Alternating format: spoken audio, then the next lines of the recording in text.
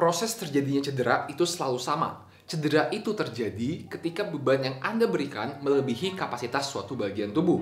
Ketika Anda mengerti konsep ini, seharusnya Anda bisa meminimalisir dan mencegah risiko cedera ya. What is going on semua, and welcome back to the Indo Physio. Di video ini saya akan membahas proses terjadinya cedera ya.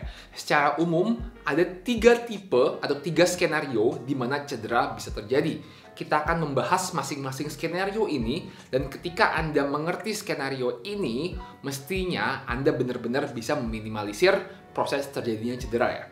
Skenario pertama adalah beban yang Anda berikan itu berat banget dan melebihi kapasitas tubuh Anda.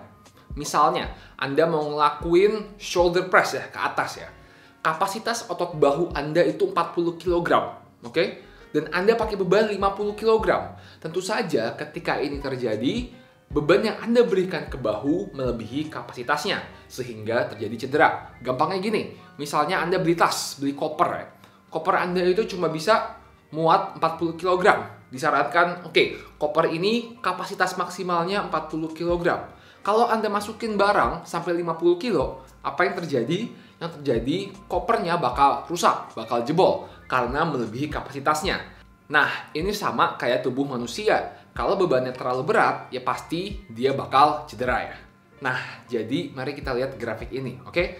Setiap bagian tubuh itu memiliki tolerance atau kapasitas yang berbeda-beda.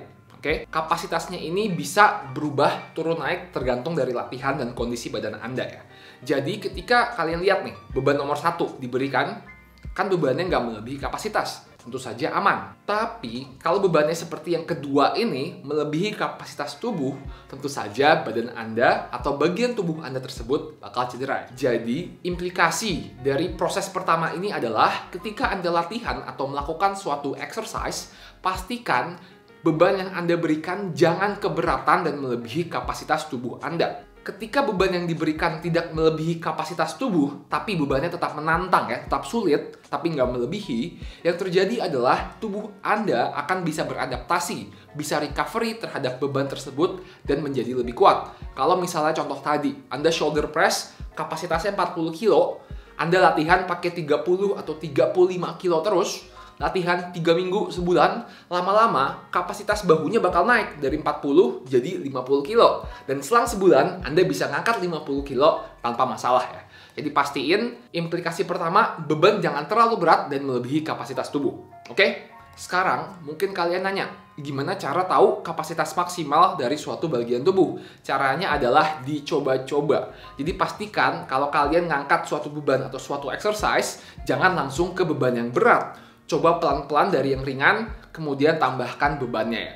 Oke, caranya coba-coba. Penyebab kedua terjadinya cedera adalah bebannya nggak terlalu berat, tapi bebannya ada terus-menerus, sehingga lama-kelamaan tubuh Anda tersebut bakal fatigue, bakal jadi lemas dan capek.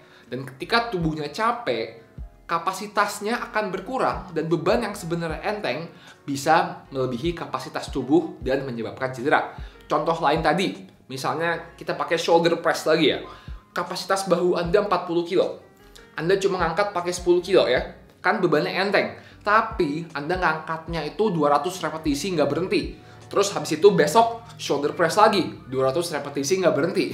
Yang terjadi jika Anda melakukan ini, lama-lama otot bahunya itu bakal capek. Ketika capek, kapasitas turun. Dan ini bisa meningkatkan resiko cedera. Bisa kita lihat di grafik ini ya. Bisa dilihat ketika Anda memberikan beban yang terus-menerus, meskipun bebannya enteng, lama-kelamaan kapasitas atau toleransi tubuh bakal berkurang dan bakal drop ke bawah ya. Biasanya ini sering banget terjadi untuk orang-orang yang baru mulai lari nih ya. Jadi mereka nggak pernah lari, terus mereka langsung lari tiap hari atau seminggu 4-5 kali, nggak berhenti selama 3 minggu berturut-turut. Jadi mereka langsung intens larinya, istirahatnya nggak cukup, terus-menerus. Tentu saja yang terjadi, biasanya kapasitas lutut, ankle, dan telapak kakinya bakal berkurang, dan lama-kelamaan bakal cedera ankle, lutut, atau telapak kaki ya. Nah, jadi kuncinya di sini adalah pastikan meskipun beban atau intensitasnya nggak terlalu berat, Anda memberikan waktu istirahat yang cukup bagi tubuh Anda tersebut untuk recover. Jadi misalnya, kalau kita kasus lari tadi ya, Kalau Anda baru mau mulai lari, jangan langsung tiap hari. Coba dulu lari seminggu 2-3 kali. Lihat kondisinya gimana. Kalau aman, baru tambahin terus-menerus ya. Oke, itu yang kedua. Sekarang, yang ketiga. Ini yang biasanya sering terjadi ya.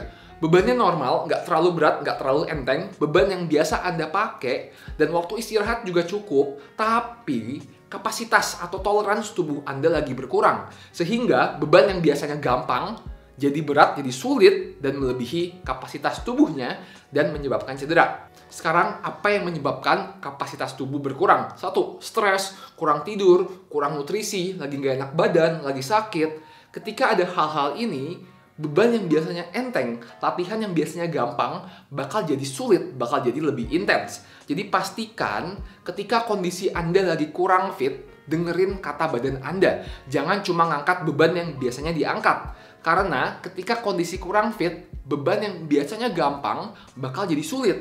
Karena kapasitas tubuh atau toleransi tubuh itu berkurang ya. Nah, proses ketiga ini biasanya yang sering banget terjadi pada semua pasien-pasien dan orang-orang yang saya temui. Biasanya mereka bilang, oh saya padahal larinya biasa aja, atau bebannya biasanya biasa aja, tapi kok langsung sakit ya, baru megang dikit aja langsung jatuh. Nah, ini dikarenakan kapasitas tubuh Anda berkurang. Bisa jadi kurang tidur, stres, kurang nutrisi, dan lain-lain ya. Jadi pesannya di sini, pastiin dengerin kata badan Anda. Kalau badan lagi kurang fit, turunin bebannya dan intensitas latihannya. Kalau lagi fit, ya nggak masalah tentunya ya. Nah, ini grafiknya ya. Jadi kalau normalnya, toleransinya di atas dan beban yang enteng ini, ya nggak masalah tentunya. Tapi ketika kurang tidur, stres, dan lain-lain, toleransinya menurun, sehingga beban yang biasanya enteng, yang gampang, jadi melebihi kapasitas tubuh dan menyebabkan cedera ya.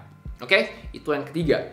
Semoga dengan menonton video ini, kalian mengerti konsep atau proses terjadinya cedera, sehingga ketika Anda mengerti, Anda bisa mengatur, memodifikasi latihan Anda untuk mengurangi resiko terjadinya cedera ya.